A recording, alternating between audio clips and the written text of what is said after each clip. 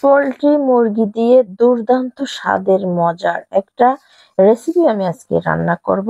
আসসালামু আলাইকুম, সবাইকে ওয়েলকাম করছি আজকের ব্লগে। আজকে আমি চলে গিয়েছিলাম শপিং থেকে টুকিটাকি কিছু জিনিস কিনবো।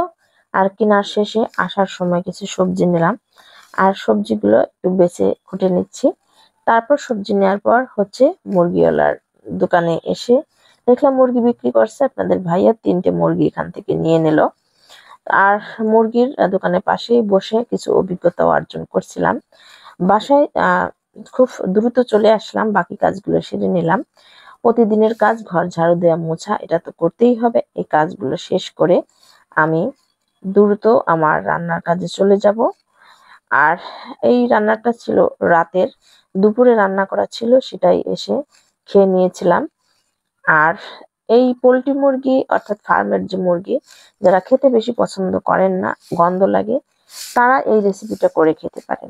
সত্যি বলতে রেসিপিটা আমি একটা আপুর কাছ থেকে শুনে তারপর করে খেয়েছি, আসলে দারুণ মজার হয়েছে।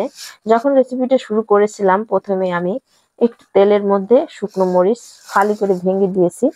তারপর এটা একটু হালকা বাদামি কালার করে নিয়েছি। তারপর পেঁয়াজ বেশি করে কেটে নিয়েছি। পেঁয়াজ শুকনো মরিচের মধ্যে দিয়ে একটু হালকা সিদ্ধ করে নেব, তেলের মধ্যে ভাজা ভাজা করে নেব। একটু তেলটা বাড়িয়ে দিতে হবে। যারা ফার্মের মুরগি পছন্দ করেন না, একটু গন্ধ লাগে, তাদের জন্য পারফেক্ট রেসিপি। যখন আমি রান্না করছিলাম তখন ভাবছিলাম যে এর মধ্যে আদা দিব না, রসুন দিব না, গরম মশলা দিব না, তাহলে এই রেসিপিটা হবে কেমন, খেতে কেমন হবে না জানি।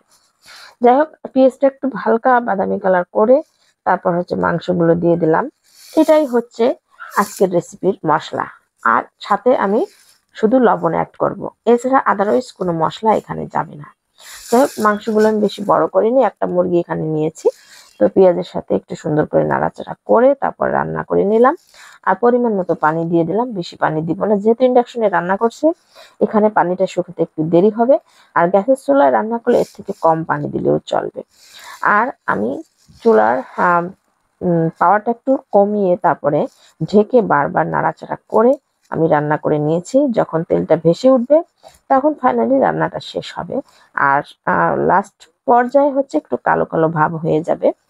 সত্যি দারুণ মজার একটা রেসিপি, আপনারা চাইলে করে খেয়ে দিতে পারেন। অনেকে হয়তো রেসিপিটা জেনে থাকবেন। তারপর তো রাতের খাবার খেতে বসে গেলাম। এখানে পটলের মজার একটা ভর্তা আর মাংস নিয়ে নিলাম। পটলের এই মজার ভর্তাটা দিয়ে খাবার খেতে তো দারুণ মজার। আমি যে কোনো ভর্তা আগে খেতে বেশি পছন্দ করি, তারপর বাকি মাংস মাছ যাই থাকে তারপর সেটা খেয়ে থাকি। আর সত্যি বলতে একটু মাংস যখন মুখে দিয়েছি, ভাবাই যায় না যে এর স্মেলটা এত ভালো হয়েছে। বিদায় নিয়ে নিচ্ছি। আল্লাহ হাফেজ, আসসালামু আলাইকুম।